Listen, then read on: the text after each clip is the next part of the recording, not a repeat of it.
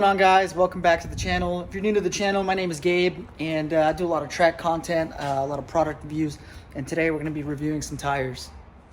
Alright, so I know I've been saying I'm going to do this review for a long fucking time, but finally I'm getting around to it. Here we have the Eagle F1 Supercar 3R. So, different than the regular 3. The regular 3 is a 220 tread wear. This is actually a 100 tread wear tire. The GT3 size for this is a 325/30/19 on some EO7s, beautiful EO7s by Supreme Power. BBS, but Supreme Power basically put in the order for me. So, getting to the tires, this to me is by far, hands down, the best 100 tread wear tire on the market today. The grip on this is something that compares to a 40 tread wear tire.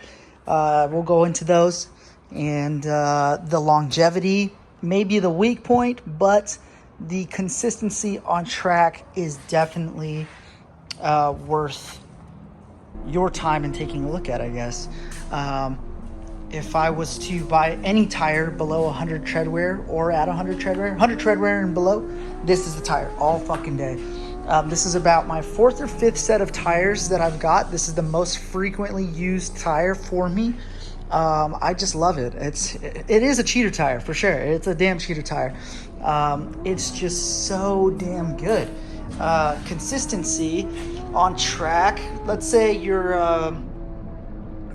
let's start with your window of grip, what I like to call that window in which you're at using the peak grip of this tire is probably honestly about 3 to 4 laps per session. It's pretty damn ridiculous how consistent these are. Now, a little background in this tire. This tire was actually developed for use with the Camaro ZL1, which is like a 3,800 pound car before your ass gets in it. So, about 4,000 pounds that it needs to account for, which means the sidewalls are pretty damn stiff, which I actually enjoy. But when you put it on a car like this, that's 3,000 pounds, it just seems to really feel like it's giving you a definite advantage. The window of I already talked about the window of peak grip, but the consistency per session is just unrivaled. This is something that would only be matched by like a Nanking AR1. The AR1 is an extremely consistent tire. You can get a shitload of laps in total, but per session you can also get a shitload of laps. This tire is the same thing. I can get 8 laps all day in this without having to come in to bleed off tire pressures because the tire's starting to overheat. What else? The biggest complaint I have about this tire is going to be that. If you guys can't tell, let me get a little closer here. This is after one track day. Now granted, this is the left side of the car on after a track day at Big Willow. So Big Willow is known to kill the left side tires, and I was an idiot and didn't rotate. But look, that's the right side. I got one more track day out of these tops before they're going to be corded, which is kind of standard for me. I'm getting used to only getting 2 track days out of these. I have buddies that say they can get 3. I have some that are able to stretch out to 4 track days, but for my driving style, definitely only getting 2 track days. But the one good thing about that is for a GT3 fitment, Cup 2s, for example, are about $2,500 to $2,700, which is fucking absurd compared to the price of these.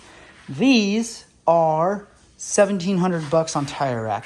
You can probably find them cheaper for about $15 somewhere if you have like a hookup. But yeah, anywhere from $1,500 to $1,700, $1,000 cheaper, and the performance is just way better than a Cup 2.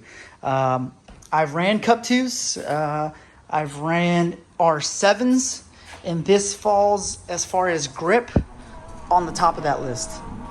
This definitely feels faster than the R7. I'm running faster times than R7s than I was when I was running R7s.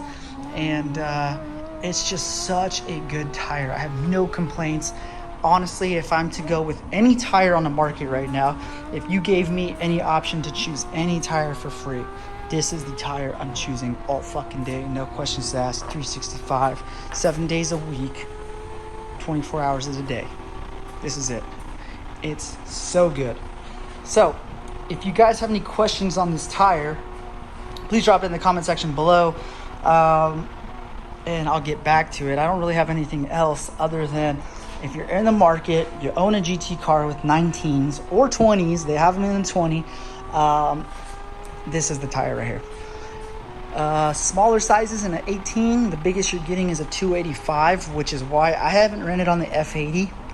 But this next cycle, I guess, of tires I'm going to buy are going to be the Supercar 3Rs and the 285. It's a lot smaller than I'm used to, but I figured I'd try it out since it has a really stiff sidewall, and they run just slightly larger. It'll probably end up being like a true 295, and yeah, we'll see how it goes. Now, maybe with a smaller tire, the car will be faster with having less to push in the front. So we'll see. There's going to be some testing involved in this, but for the GT3, for the GT3 RS, any type of supercar that you got, hypercar, if you're not using these for the track, you really need to check it out.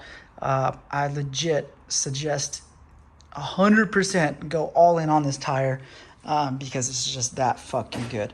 So yeah, hope you guys enjoyed this video. If you have any questions, please drop it in the comment section below, and I'll get back to it as soon as possible. Other than that, talk to y'all later. Peace.